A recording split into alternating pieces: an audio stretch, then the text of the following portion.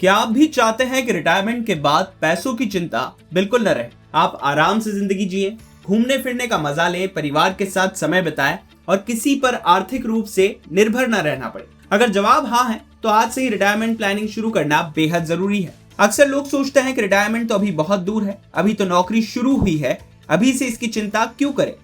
लेकिन यही सोच बाद में सबसे बड़ी गलती साबित हो सकती है, क्योंकि रिटायरमेंट प्लानिंग में सबसे बड़ा हथियार पैसा नहीं बल्कि समय होता है। मान लीजिए आपका लक्ष्य है कि रिटायरमेंट तक आपके पास 5 करोड़ रुपए का फंड हो। सुनने में ये रकम बहुत बड़ी लगती है, लेकिन सही प्लानिंग और नियमित निवेश से ये लक्ष्य हासिल किया जा सकता है। सबसे पहले समझते हैं कि आखिर 5 करोड़ रुपए का फंड क्यों जरूरी हो सकता है। आज जो खर्च 50,000 रुपए महीने में पूरे हो जाते हैं, जरूरी नहीं है कि 25 या 30 साल बाद भी उतने ही रहे। महंगाई लगातार बढ़ती रहती है, इलाज का खर्च बढ़ रहा है, रोजमर्रा की चीजें महंगी हो रही हैं और जीवन शैली की जरूरतें भी बदल रही हैं। रिटायरमेंट के बाद आपकी नियमित सैलरी बंद हो जाएगी, लेकिन खर्चे बंद नहीं होंगे।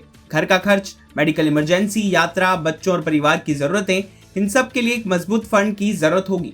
यहीं पर काम आता है रिटायरमेंट कॉर्पस यानी बड़ा निवेश फंड। अब सवाल है कि 5 करोड़ रुपए का फंड कैसे बनाया जाए। मान लीजिए आपकी उम्र 30 साल है और आप 60 साल की उम्र में रिटायर होना चाहते हैं, यानी आपके पास निवेश के लिए पूरे 30 साल हैं। अगर आप इक्विटी म्यूचुअल फंड में एसआईपी के जरिए निवेश करते हैं और लंबी अवधि में औसतन 12% सालाना रिटर्न मिलता है, तो लगभग 15,000 से 20,000 रुपए महीने की एसआईपी आपको 5 करोड़ रुपए के आसपास का फंड बनाने में मदद कर सकती है। यानी करोड़ों का लक्ष्य हासिल करने के लिए शुरुआत में लाखों रुपए लगाने की जरूरत नहीं है, जरूरत है नियमित निवेश और अनुशासन की। अब जानते हैं 5 करोड़ का रिटायरमेंट फंड बनाने के 5 आसान और जरूरी नियम। पहला नियम, जितना जल्दी हो सके शुरुआत करें। निवेश की दुनिया में समय सबसे बड़ा जादूगर होता है।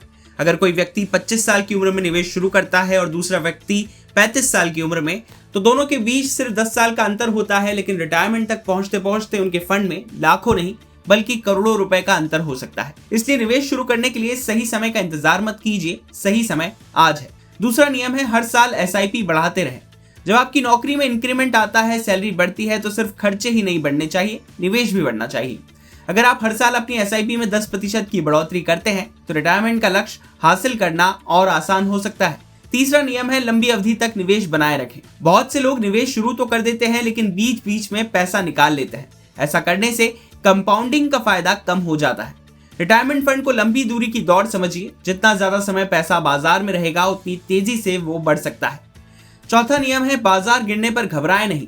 शेयर बाजार में उतार चढ़ाव हमेशा आते रहते हैं, कभी बाजार ऊपर जाता है तो कभी नीचे आता है, लेकिन इतिहास गवाह है कि लंबे समय में बाजार में धैर्य रखने वाले निवेशकों को अच्छा रिटर्न मिला है। इसलिए बाजार गिरने पर एसआईपी बंद करने या निवेश रोकने के बजाय उसे जारी रखना ज्यादा समझदारी होती है।